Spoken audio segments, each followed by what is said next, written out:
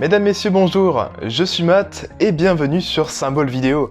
Aujourd'hui, nous allons analyser ensemble, avec notre invité Cam, l'épisode 5 de House of the Dragon. Tout à fait, on a eu un bond dans le temps qui est assez intéressant, mais nous allons le voir tout de suite. Pour cette vidéo, on a choisi de la diviser en plusieurs chapitres. Ce sera plus simple pour vous de suivre l'avancée de la vidéo et peut-être, s'il y a des moments qui vous intéressent un peu moins, de sauter. Vous pouvez voir en description ou alors sur la barre directement de lecture. On vous souhaite une très bonne écoute de cette vidéo.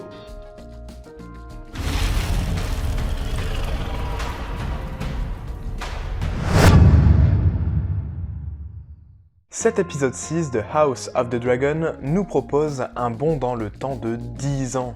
Et oui, 10 ans, c'est plutôt long, et donc nous avons toute une nouvelle ribambelle d'acteurs et d'actrices qui font leur grande arrivée dans cet épisode. Donc avec le renouvellement des acteurs pour Rhaenyra, pour Alicent, pour Laenor, pour Laena, il me semble. Et ça fait quand même déjà un beau petit monde de renouvelés, et c'est quand même un peu plus cohérent avec ce que la série veut nous proposer dans ce 6e épisode. Effectivement, les acteurs sont bien choisis. On retrouve les traits d'Alicent, on retrouve les traits de Rhaenyra qui ressemble beaucoup à Aemma, sa mère. On trouve aussi Laenor assez bien dans son rôle. Laena est aussi formidable, malgré ce qui va suivre. Dans cette partie no spoil, on vous parle du début de ce bond dans le temps de 10 ans.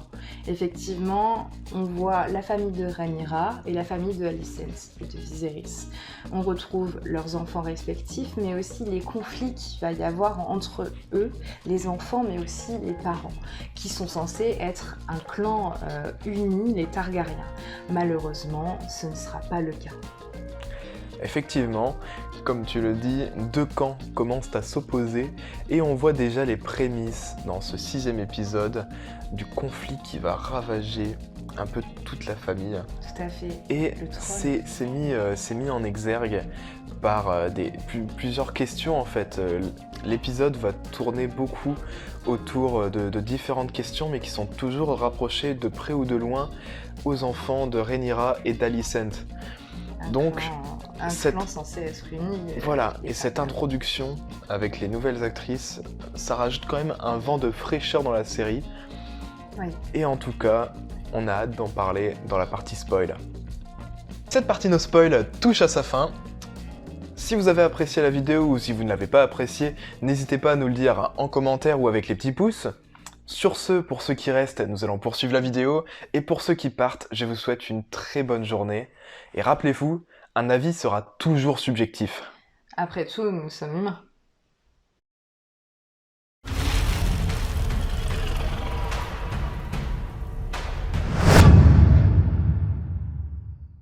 On commence cet épisode par Rhaenyra. Rhaenyra qui vient d'accoucher et littéralement 5 secondes après, Alicent fait demander son enfant pour le voir. On voit très bien que Rhaenyra ne veut pas laisser Alicent en disposer et veut absolument marcher et la mener elle-même. Elle ne laissera pas cet honneur à Alicent d'avoir son enfant sans elle. On enchaîne donc du coup avec cette fameuse scène entre Alicent et Rhaenyra, où on va avoir une petite rétrospective très rapide de la haine qui oppose les deux jeunes femmes. Donc on voit tout de suite dans les yeux de Rhaenyra quand elle donne son enfant à Alicent, elle la supporte pas. Oui, puis Alicent, on voit qu'elle essaye de cacher son jeu devant Rhaenyra qui le comprend, son jeu. Viserys qui est très heureux d'avoir un fils, un petit-fils, oui. Pardon. Il est très heureux, il prend Rhaenyra dans ses bras, il l'embrasse. Alicent qui s'en va et qui discrètement regarde ses cheveux. On a aussi le roi qui toujours plus proche de la fin, on dirait, Oui. avec son crâne dégarni, son bras qui manque. Il a un peu la manche pendante, quoi. Oui, C'est vrai que- il a plus de bras, quoi. Il est vraiment très, très dégarni au niveau du crâne. c'est sûr. Exactement, donc avec toutes ces taches et tout, donc déjà le maquillage et tout ce qui est fait autour du roi pour le rendre un peu misérable et un peu malade, je trouve ça très bien fait. Ouais, ils sont forts en Game of Thrones, House of Dragon, du coup, pour maintenant, mais ils sont forts dans tout ce qui est Oui. les marques, les blessures, tout ce C'est vrai qui que le est maquillage, effet 3. maquillage, oui, du coup... Les effets spéciaux, voilà, c'est ce que j'allais dire. C'est niveau effets spéciaux, maquillage, ils sont très très forts. Exactement.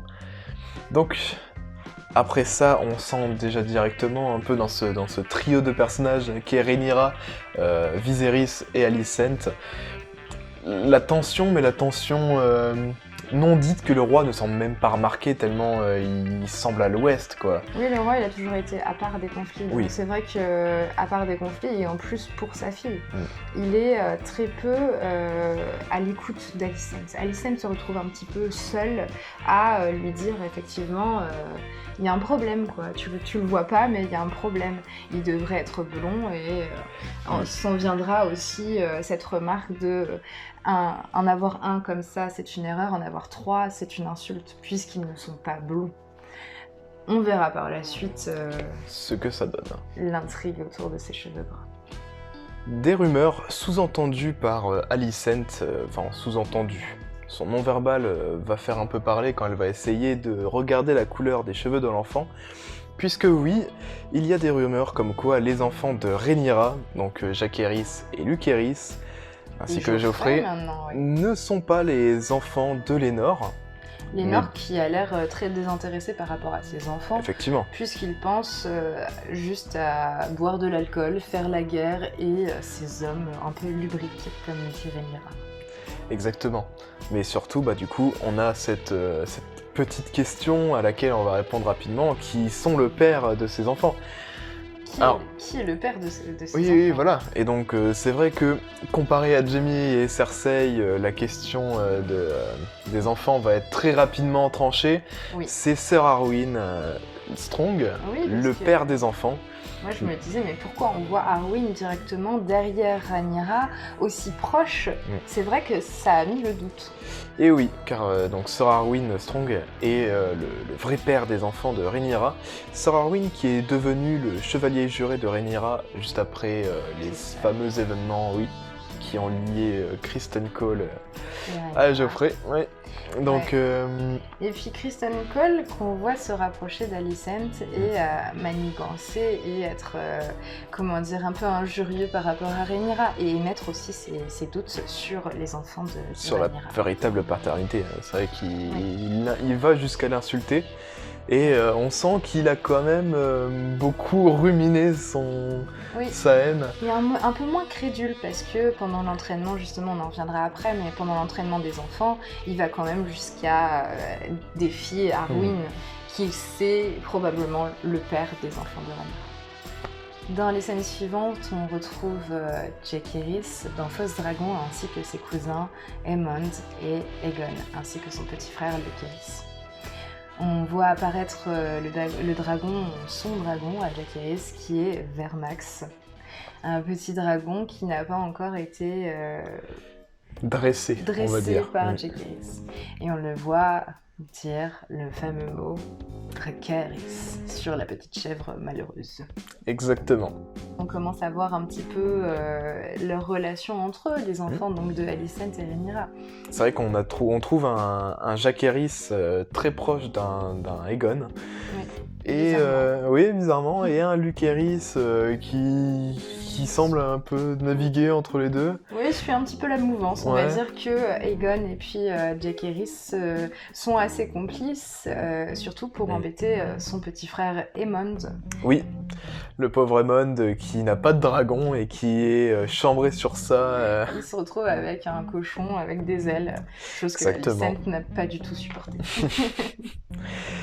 Donc on a aussi cette fameuse passion pour les dragons d'Aemond qui est introduite quand il descend dans les sous-sols de Fausse Dragon, donc l'endroit où sont gardés tous les dragons de la famille Targaryen, à Port-Réal en tout cas. Donc il y a cette grande structure en pierre dressée sur la colline de Visenya, il me semble. L'image qu'on retrouvait dans le trailer donc, de l'épisode 6, on se demandait est-ce le frère de Aegon? Effectivement, c'est lui, Aemond, qui n'a pas de dragon et qui se retrouve vraiment très triste. Il se ressent un petit peu comme quelqu'un qui n'a pas de dragon et donc qui n'est pas puissant, je pense. Peut-être un petit complexe d'infériorité, mais bon. Il n'a pas l'air très content.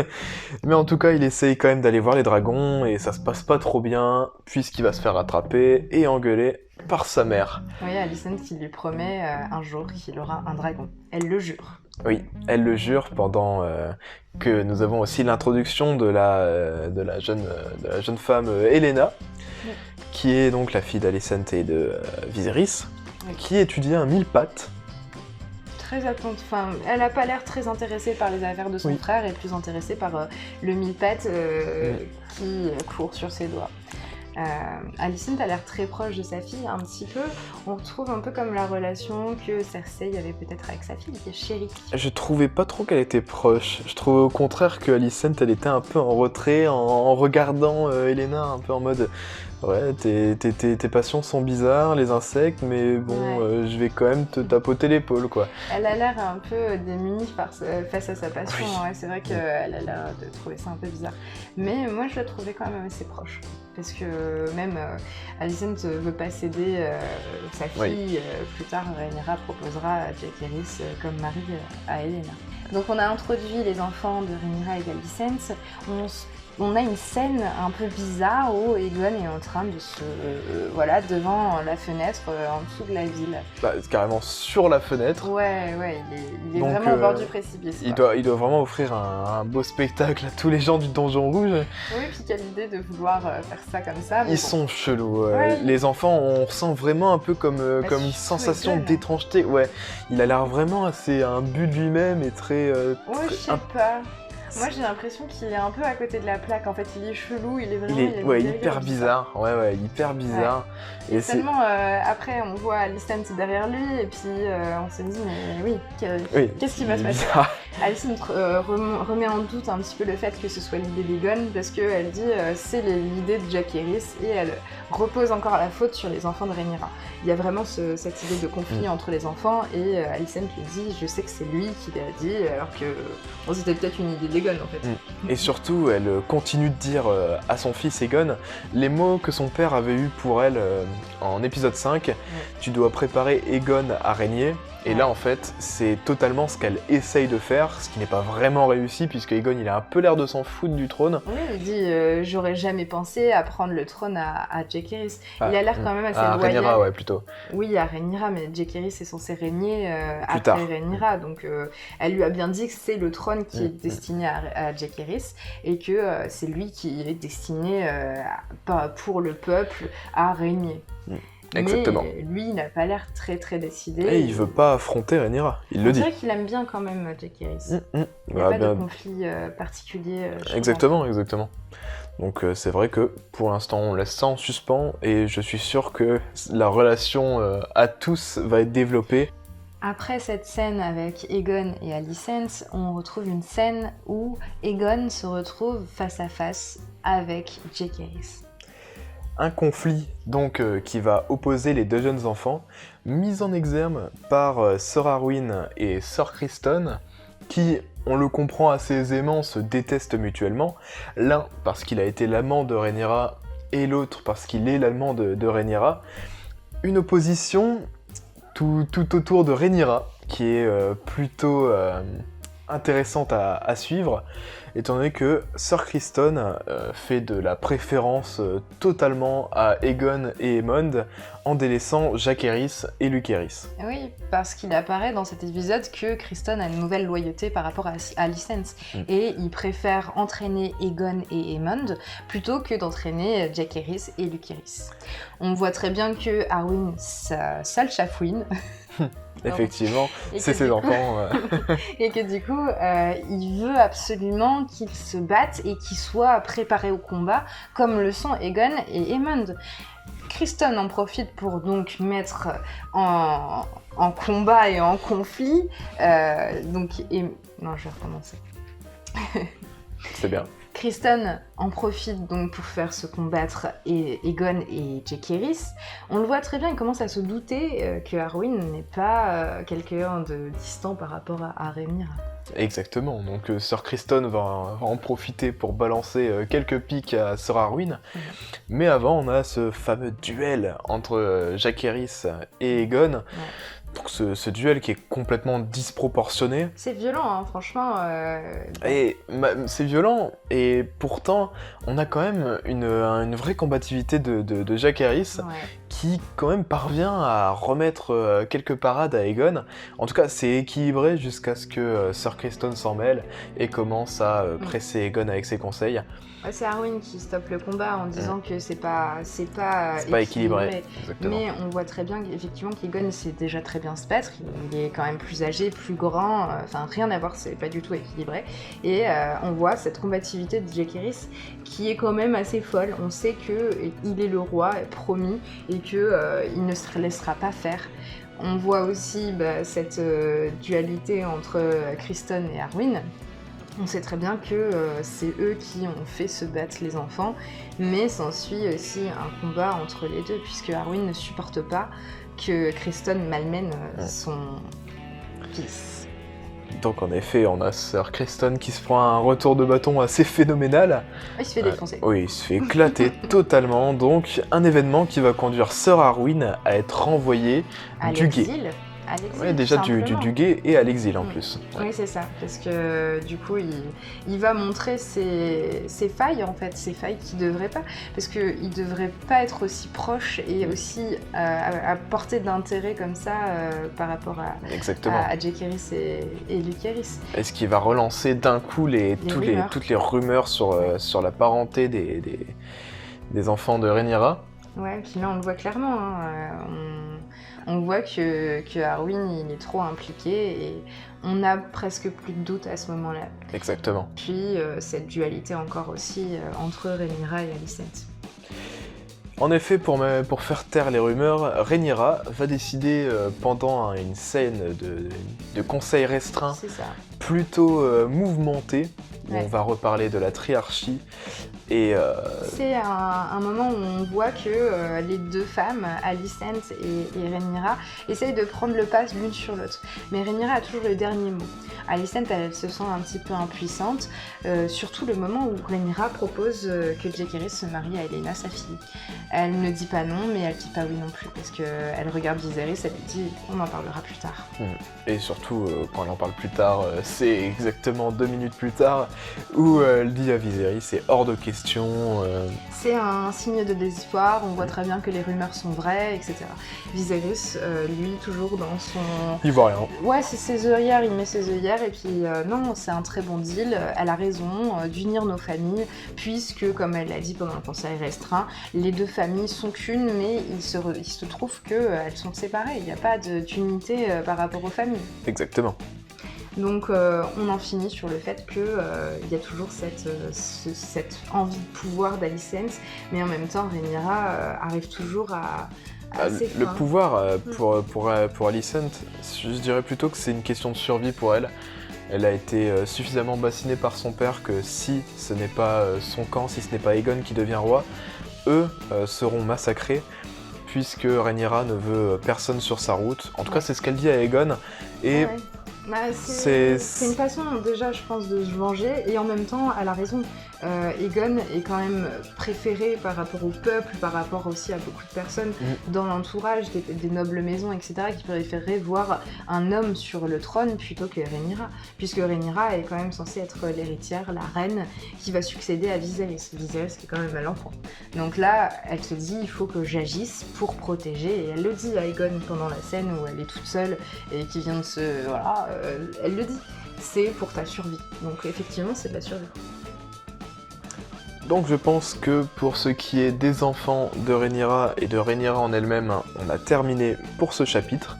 Enchaînons donc maintenant sur le chapitre sur Daemon, Helaena, et qu'est-ce qu'on a de choses à dire dessus.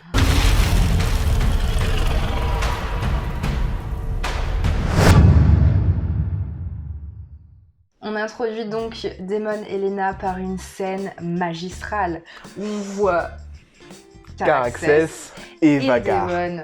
Non, je vais le dire après. On voit voler Caraxès et Daemon, mais aussi on commence à apercevoir Laena qui vient derrière avec un dragon. Laena, on savait pas qu'elle avait un dragon. Non. Et il se trouve que c'est Vagar. Vagar. Vagar, le dragon de la reine Visenya, donc qui était une des sœurs épouses d'Aegon, et qui, mon dieu, est un dragon tellement gros, puissant, magistral, je ne sais pas quel qualificatif on peut lui appliquer. C'est ça, on le voit même mais pas en entier, comme tu disais. C'est vrai que les plans, des bribes. on a des plans très rapprochés où on a ces petits plans où on ne voit pas le dragon entièrement, Ouais, parce et que ça c'est- rajoute à l'impression de grandeur. C'est ça, on le voit, il y a un plan où on voit donc Vagar avec Caraxès derrière. On voit très bien que Caraxès ne fait même pas le tiers de la taille de Vagar. Et Laena qui le monte Tranquillement, Ah oui. oui, Enfin, c'est vrai que cette scène, j'ai encore, comme je le disais, les frissons parce que c'est une scène on aurait préféré qu'il dure longtemps. bah, j'aurais préféré qu'elle dure plus longtemps quand même, parce que ces scènes avec les dragons nous laissent toujours un peu sur notre faim. Ouais, mais bon, ça- on en aura Sans toujours d'autres, voilà, on en aura toujours d'autres, donc c'est pas grave. Mais en tout cas, Caraxès, Daemon, Laena et Vagar qui sont arrivés à Pentos. ouais. Pentos qui est une ville du Détroit que nous avions déjà vu dans la saison 1 de Game of Thrones, où on avait eu en fait Daenerys ainsi que Viserys Mm. à Pentos chez donc notre ami Illyrio Mopatis. Et là on retrouve Pentos, mais seulement le château, donc Ouais. on voit pas vraiment la ville, seulement sur des plans lointains. Mais bon, c'est quand même C'est intéressant de devenu noter. un petit peu, donc ce château, un peu Le repère. Le repère de Daemon, là où il s'est exilé, puisque moi je parle d'exil dans le sens où ils ont une proposition d'alliance avec les triarchies qui leur propose non. d'utiliser leur... La triarchie, non, Pentos propose à Daemon de combattre la triarchie. Ah oui, Donc, Daemon et Laena qui sont invités à Pentos pour combattre, en tout cas rejoindre la guerre, ou la future guerre des cités libres comme Pentos, contre la triarchie qui semble renaître. La triarchie, c'était cette alliance de cités libres que nous avions déjà vue en épisode 3 et que Daemon ainsi que les Vélarions avaient défait dans le degré des pierres, mais cette triarchie qui reçoit un nouvel essor, un nouveau regain de vitalité grâce à l'alliance avec le royaume de Dorne. Donc la principauté de Dorne en tout cas. Le Dorne qui est à ce moment-là indépendant des Sept Couronnes, qui n'a pas été conquis. Et donc on a ce regain de vitalité, cette nouvelle menace qui ressurgit comme un peu les fantômes du passé et qui va faire couler beaucoup d'encre du côté aussi de Westeros. oui, puisque Rhaenyra, on avait parlé pendant le conseil restreint, personne n'a siégé à degré de pierre, donc en attendant, il s'est retrouvé à nouveau dans un conflit. Voilà. Donc Pentos leur demande une aide par rapport aux dragons, puisque les dragons sont une grande aide et une grande puissance, en échange de leur or et le fait qu'ils restent à Pentos. Exactement, Ce qui en plaît dépit, pas, ouais voilà. Ce qui plaît pas forcément à Laena, puisque Laena aimerait bien retrouver sa terre natale, la Marque, et accoucher là-bas, que ses filles soient là-bas, et aussi retrouver un petit peu Daemon qui, depuis un petit moment, se désintéresse un petit peu de tout, et on dirait qu'il est plus vraiment là, en fait, on retrouve pas le Daemon qu'on avait vu avant. Plein de Et- passion, elle plein non de... plus, Ouais, c'est vrai. Ouais. Mm. Donc on en voit une scène où ils sont sur les remparts où elle lui dit j'aimerais retrouver l'homme que j'ai épousé. Exactement. Et surtout, on découvre encore une nouvelle facette. Enfin, pour moi, c'est pas trop redécouvrir, mais quelque chose qu'on avait déjà vu, la douceur de On Daemon. approfondit, ouais. Des petites scénettes, ce sont un peu des sortes de moments volés qu'on n'a pas le temps vraiment d'apprécier ni de voir. Daemon avec ses filles. Oui, puis Donc- c'est encore de l'interprétation au final, parce qu'il y a un moment donné, on le voit en train de discuter, enfin en train d'apprendre Le Valyrien, le ouais. Valyrien à sa fille, mais en même temps après, on le voit un petit peu désintéressé de ses filles. Donc finalement, est-ce qu'il est un bon père? Est-ce qu'il est présent? Est-ce que voilà, il a cette sensibilité, mais en même temps, comme je le disais, il est plus vraiment présent, autant pour Laena que ses filles. Exactement. Ouais. On a aussi cette scène où on voit la deuxième fille de Lena qui essaye de faire éclore un dragon. Pour elle, c'est important en fait d'avoir son dragon puisque c'est la puissance des Valériens. Exactement. Et donc on a cette petite question, ce petit questionnement en tout cas de la fille de Lena qui a ses problèmes de dragon, mais Lena qui la réconforte en disant ne t'inquiète pas, je n'ai eu que Vagar qu'à mes 15 ans. Oui. Donc, on a une précision de quand elle oui, a eu voilà, Vagar. donc ça doit être tout juste après le mariage. Oui, je pense, effectivement. Et où est-ce qu'elle l'a trouvé? Peut-être au moment où elle est juste là. C'est vrai qu'on n'aura jamais d'approfondissement là-dessus. Ouais. Bon, ça fait un peu partie du charme et du mystère, mais on n'aura pas la suite. Et évidemment, oui, parce que notre fameuse Lena va avoir aussi quelques problèmes de dragon. Ouais. Mais d'un autre côté. Il s'ensuit donc cette scène d'accouchement où effectivement on retrouve un petit peu le choix de Viserys en Daemon, puisque donc le frère de Viserys, Daemon, va avoir à choisir entre son enfant à naître et sa femme. Et on voit Lena donc, qui lutte pour faire sortir l'enfant, mais son docteur qui arrive et qui lui dit c'est pas possible. Je ne peux pas. C'est pas possible. On s'attendait pas du tout à ce qui allait suivre, puisque Lena sort, on la voit arriver vers Vagar et lui demander Dracarys. Ouais. Vagar qui n'a pas l'air de comprendre et qui a l'air très très attaché à Lena, puisque... C'est un lien très fort que les dragonniers tissent avec leurs dragons, donc forcément Vagar, qui a eu plusieurs maîtres, ne peut pas forcément... Ouais, il comprend pas la demande en fait. Après, il se retourne, elle lui supplie en fait de l'achever, de mettre fin à ses souffrances et surtout qu'il y aille quoi. Et à la fin, un démon arrive et voit Vagar en train de brûler Lena. C'est le choix qu'il n'arrivait pas à faire. C'est déchirant et surtout c'est quelle scène, quoi, quelle puissante scène. Daemon qui n'arrive même pas à faire le choix que pourtant son frère a eu le courage de faire. Ouais. C'est ultra intéressant. On voit le déchirement de Daemon qui perd Lena, puisqu'il trouvait en elle, je pense, une alliée assez forte, qui était promise à faire, je pense, des grandes choses. Moi, j'attendais... j'ai vu cette scène où elle me chevauchait Vagar, j'étais impatiente. Et là, on nous achève, en fait. On achève Lena, mais on nous achève aussi en même temps. Et en même temps, est-ce que ce serait pas le moment pour Daemon de rebondir et d'enfin assumer sa position et ses enfants?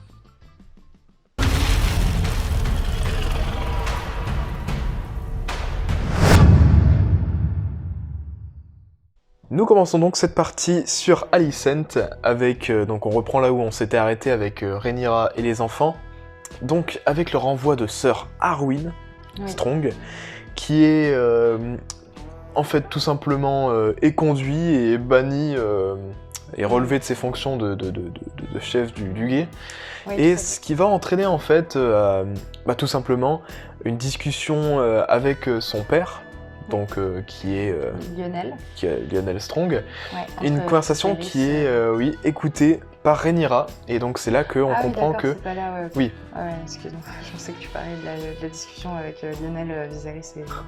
Ah ouais, ok. Vas-y, je recommence sur Sir Harwin. Vas-y. Nous commençons donc cette partie sur Sir Harwin. Pas de partie sur Sir Harwin. Sur Alicent. Okay. Nous commençons donc cette partie sur Alicent, où...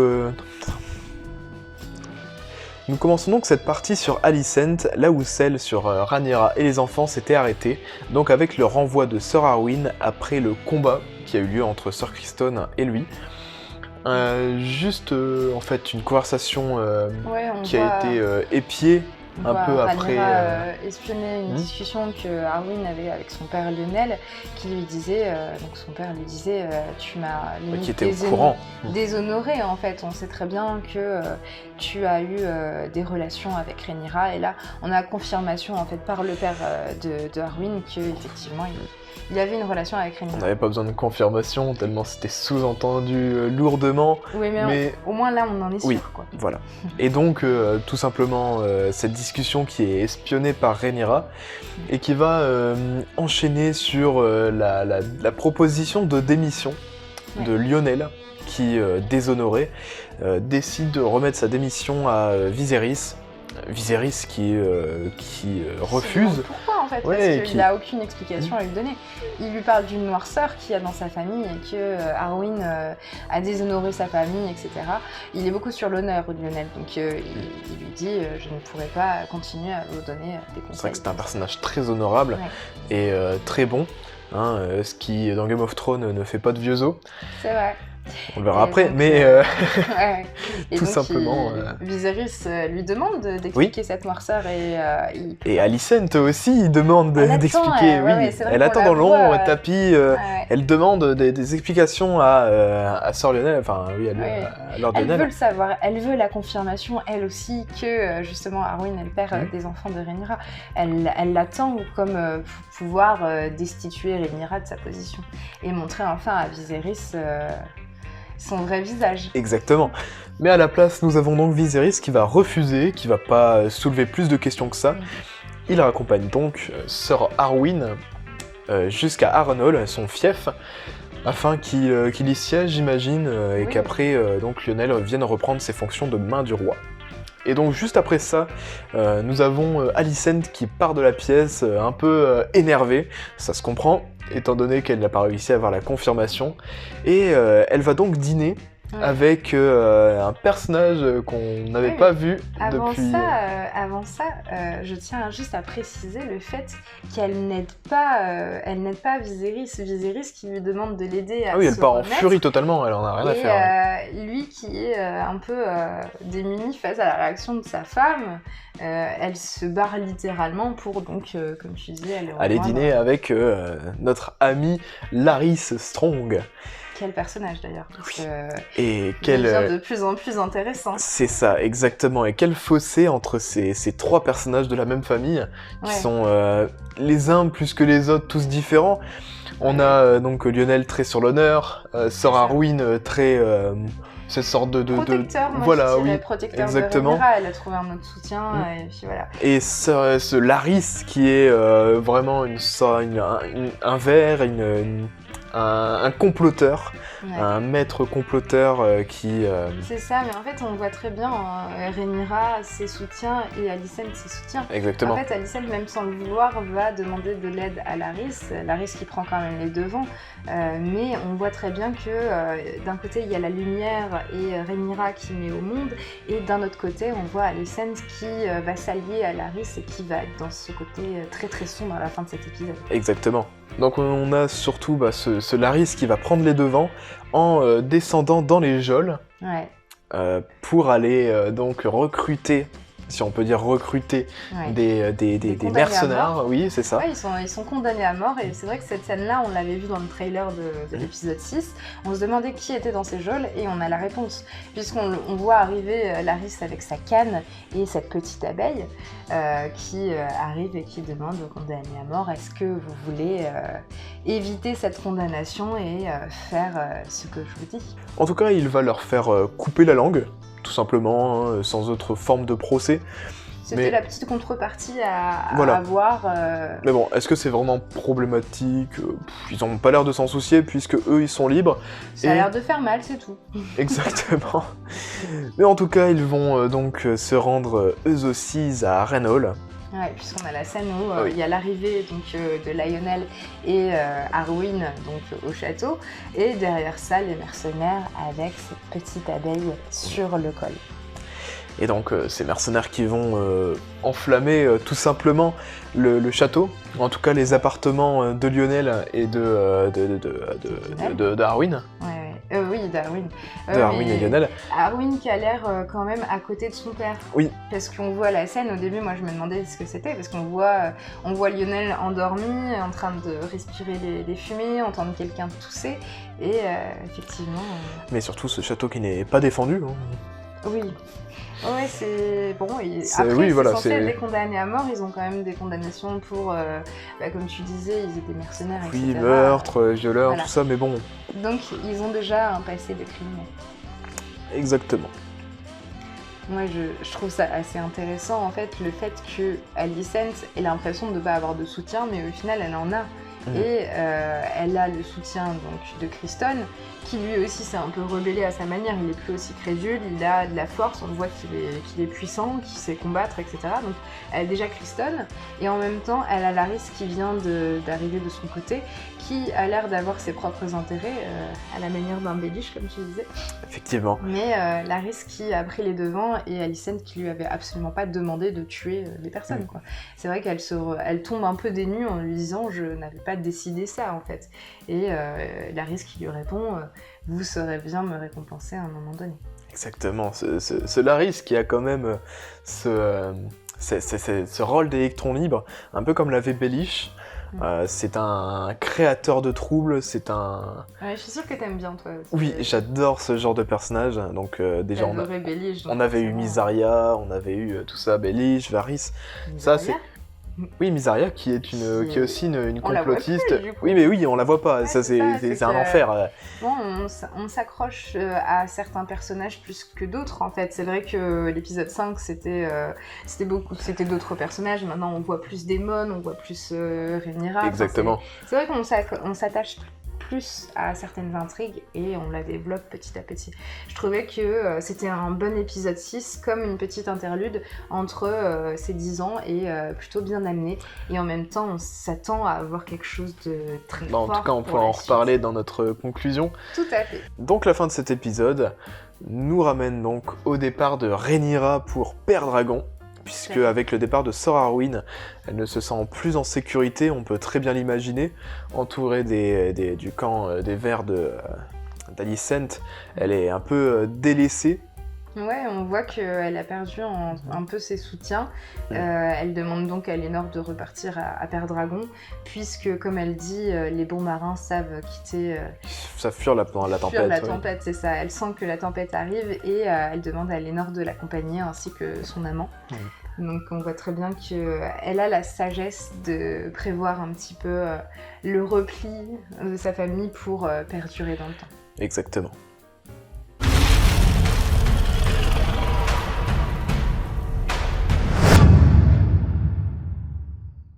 Alors Matt, qu'est-ce que t'en as pensé de cet épisode 6 ?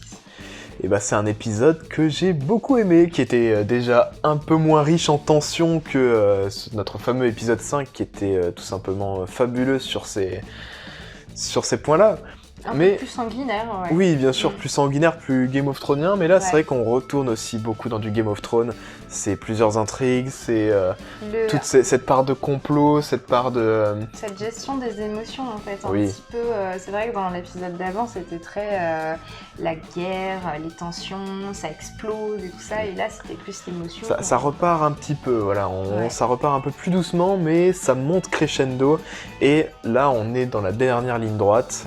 Je pense que maintenant qu'on a introduit donc tous les personnages de 10 ans après, maintenant on va pouvoir partir en ligne droite sur la fin de cette première saison, donc qui va sans doute très certainement monter en tension plus avancent les épisodes. On en a besoin en fait.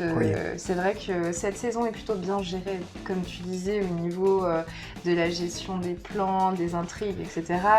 Ce 10 ans après, il fallait l'introduire aussi, donc forcément ça a été un petit peu plus long. Là, on va arriver dans le pur et dur. Là, on attend des scènes marquantes. On sait que Viserys va mourir, on sait qu'il va y avoir une guerre, de choses qui vont se passer. Donc là, on attend ce qui va se passer. Donc, alors, Cam, ton personnage top de cet épisode? Franchement, rien à dire à part Lena. Lena, dans le trailer, je l'avais trouvée... J'avais hâte, en fait, de savoir si c'était Vhagar. C'est Vhagar. J'étais tellement contente de l'avoir chevauché, etc. Et puis même sa relation avec Daemon, sa sagesse. On l'a pas beaucoup vue, mais on s'est quand même vachement attaché à elle. Et que ça finisse comme ça, au final, je suis dégoûtée, en fait. C'était en même temps une belle fin. C'est vrai que de l'avoir demandé à Vhagar de la brûler, ça m'a tellement émue. Et c'est du grand Game of Thrones. Et c'est un écho à ce que tu as dit. De Game of Thrones, la marque de fabrique. Voilà. Mais ouais, non, t'as un personnage que t'adores et d'un coup... Il claps, ouais, il crève. sans aucune forme de procès. J'avais tellement d'attentes par rapport à Lena, j'étais tellement contente et je trouvais que c'est vraiment un personnage fort. Mais en même temps, ça va introduire le fait que Damon va avoir un bouleversement et qu'il va changer, et il va peut-être changer et devenir un peu moins plat, quoi. Parce que là, cet épisode-là, je l'ai beaucoup aimé dans cet épisode, mais en même temps, il était un peu en retrait, voilà. Exactement. Et ça va le faire changer, c'est sûr. Et toi, Matt, ton personnage top?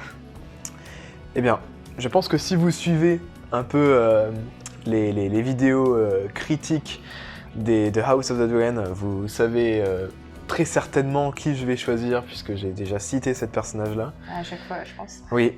Ma comperse est habillée de leur couleur, les verts. Elle est une Hightower. C'est bien de Alicent que je parle.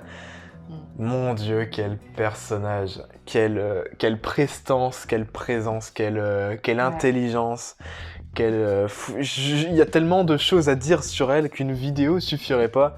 J'ai failli la choisir d'ailleurs, c'est vrai Oui. que dans cet épisode, elle s'est vraiment révélée, on voit ce désir de vengeance. Ça poursuit en fait son évolution Ouais. qu'elle a commencé en épisode 5, et là c'est 10 ans après l'apothéose, quoi. Quelle actrice, hein. Oui, Olivia Cooke, mon Dieu, quoi. Quel jeu, même les deux nouvelles actrices de Rhaenyra et d'Alicent sont absolument fantastiques, quoi. Non, franchement, on n'aurait pas pu délire. rêver mieux que Olivia Cooke. Elle est formidable dans ce rôle d'assistante. Je pense que le rôle est taillé pour elle. Ouais, puis elle lui ressemble tellement à la version adolescente, c'est fou, en fait, ils ont très très bien choisi les acteurs. Exactement. Comme on disait au début. Et donc, ton personnage flop? Ah, les personnages flop. Toujours dur de le choisir, le flop, hein, parce qu'on n'a pas envie avec tous ces personnages qui sont hyper cool. Tu vois, c'est vraiment du détail, mais là, je dois vraiment en choisir un, et je peux pas choisir d'autres. C'est ce qui me paraissait un peu approximatif. C'était un peu les enfants, donc j'espère... Oui, on les a moins vus, c'est vrai, mais ils seront sûrement développés dans les épisodes prochains. Et dans les épisodes prochains, ils seront peut-être pas choisis comme personnages flop. Ah, peut-être. Mais après, j'ai un peu hésité aussi, et peut-être que c'est toi le personnage que t'as choisi, Damon. Non, j'ai pas choisi Damon, parce que justement, Damon, je l'ai bien aimé dans cet épisode. Non, moi, j'ai choisi comme personnage flop Lénore. C'est vrai que Lénore... Alors déjà, aucune compassion, enfin s'il essaye de compatir à la peine de Rhaenyra, même à sa douleur quand elle accouche, etc. Mais toujours à côté de la plaque. Après c'est vraiment dans son rôle que je dis que c'est un flop, c'est que il sert pas à grand chose, il fait que se bourrer la gueule, enfin c'est vraiment en fait... il a qu'une scène où il se bourre la gueule, mais sinon il mais papillonne, En entendant Rhaenyra, il a fait 10 ans de beuverie, de guéguerre, même pas de guerre, c'est... Ouais.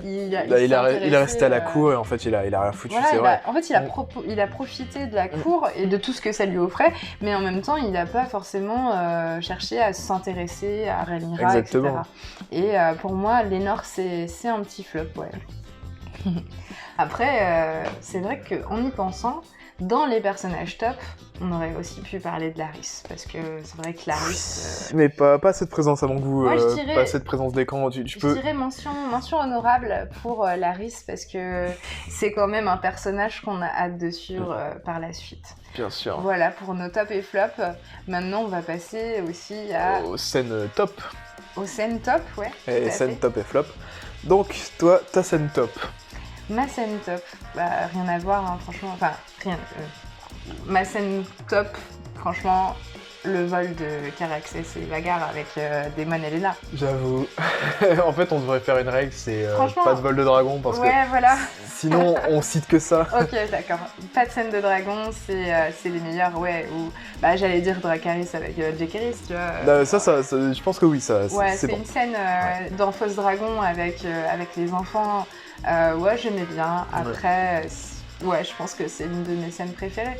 Il y en aurait beaucoup en fait dans cet épisode-là, même au final quand Lena meurt. Mais... Oui, ça c'est ma scène top. Voilà. Ouais, c'est quand elle se fait brûler, c'est tout simplement ma scène top. La force de la scène, l'émotion, la tension. Wow. et on voit Vagar qui hésite, qui ne veut pas, refuse, mais bon. Il refuse voilà. de la brûler. Et donc c'est très très beau. Quelle émotion. Non, c'est vrai que c'est une scène, malgré qu'elle soit hyper triste, que c'est une belle scène. Après, en scène flop. En scène flop, ouais, je sais pas trop. Moi, je sais déjà. Vas-y. La scène flop alors. Quand Lionel et Arwen se font brûler vifs, j'ai pas trouvé la scène très folle. J'aime bien le fait que Lionel se réveille avec la fumée, en ayant du mal à respirer et en entendant son fils tousser. Mais le problème, c'est que je la trouve très courte et plutôt mal filmée. C'est vrai qu'on voit pas vraiment la mort de Arwen et de Lionel. Et tu vois, on n'a pas ce truc où bam, tu vois, il tombe et tu sais, t'as un truc plutôt violent.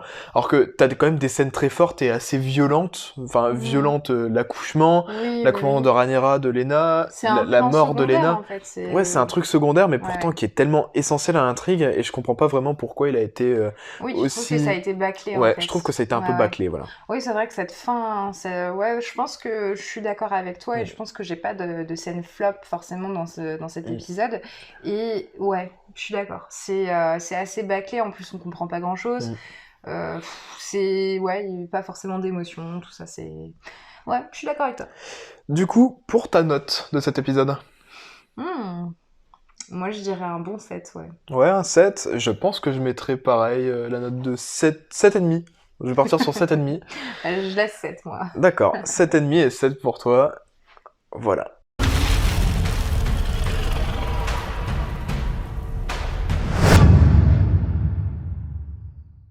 On va parler maintenant du trailer qu'on a regardé un petit peu pour l'analyser un petit peu, pour voir ce qui nous attendait. Qu'est-ce qu'on attend de cet épisode Exactement. Donc cet épisode 7 va être plus fort en tension déjà, j'imagine, que l'épisode 6. On va avoir déjà les conséquences de la mort de Sir Arwen et de Lena. Donc puisque sur les plans du trailer on voit ce fameux pas enterrement, voilà, mais c'est une cérémonie d'adieu. Ce emmerrement du coup où Lena est projetée dans la mer dans son fameux sarcophage. C'est vrai que c'est une scène plutôt belle. On voit donc Viserys, Daemon, on voit Rhaenyra, en fait tout le monde est là. Rhaenys, voilà. On a un regroupement à la marque pour faire les adieux à Lena. Cette scène qui commence par la mort, alors que cet épisode 6 commençait par la vie. On voit que ça devient beaucoup plus sombre. Donc on voit Rhaenyra aussi qui tient ses enfants dans des scènes avec du feu. C'est vraiment... Et c'est vrai, oui, on va avoir beaucoup plus de tension. Et on a aussi une petite question. Vagar a été volé. Car Vagar a laissé 100 mètres va être, je pense, l'une des questions principales de ce prochain épisode. Où qu'est-ce qui va se passer par rapport à Vagar ceux qui connaissent les livres savent. Mais en tout cas, là, je m'adresse à ceux qui ne savent pas. Qu'est-ce qui va se passer? Comment va être résolue cette question? Et surtout, quelle est donc cette embrouille, ce conflit? On attend Vagar depuis le premier épisode, parce qu'on en parle déjà depuis le premier épisode. On sait très bien que c'est le plus gros dragon, que c'est une sorte de puissance. En plus, Rhaenyra, dans le trailer, on le voit très bien. Elle dit que le feu, c'est le pouvoir, et que les Targaryens, c'est leur pouvoir, les dragons.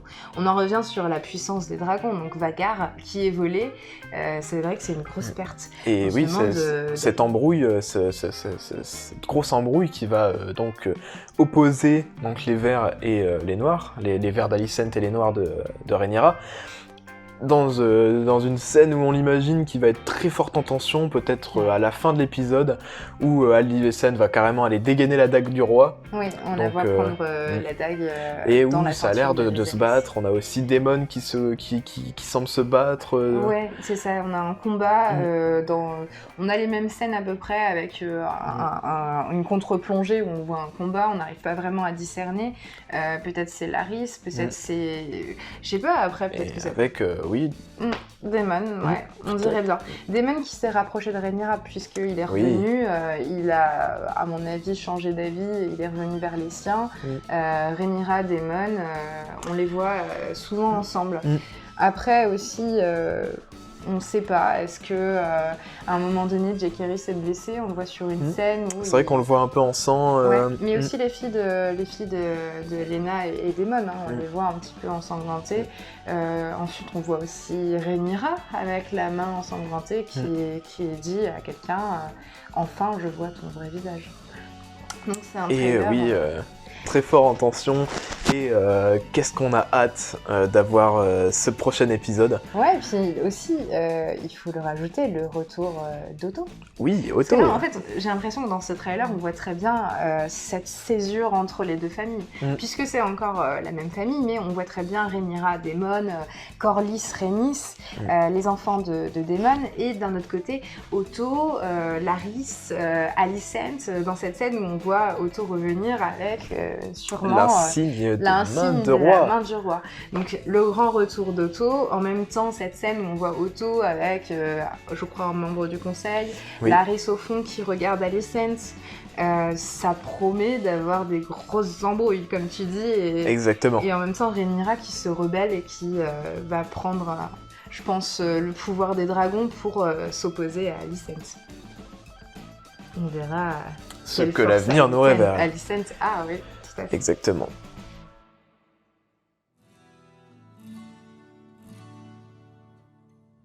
Donc voilà, cette vidéo sur l'épisode 6 de House of the Dragon est maintenant terminée. Nous, avec Cam, on a adoré le chroniquer et en faire de petites théories donc sur l'épisode 7. Si l'épisode vous a plu et si notre critique vous a plu ou déplu, n'hésitez pas à nous le faire savoir et à nous laisser un petit commentaire. N'hésitez pas, on adore la discussion et les théories. Donc allez-y, faites-vous plaisir. Si vous avez vu le trailer, si vous avez des petites théories comme ça par rapport à Vhagar, par rapport aux choses qu'on a dit, n'hésitez pas à réagir et ça nous fera hyper plaisir de vous répondre. Alors voilà, c'est terminé pour nous. On vous dit à la prochaine. Ciao. Ciao.